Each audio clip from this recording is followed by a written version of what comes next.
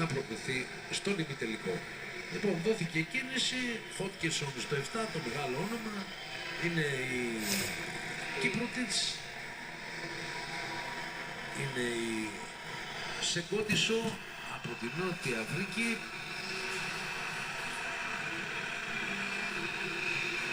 Να η Χότκινσον.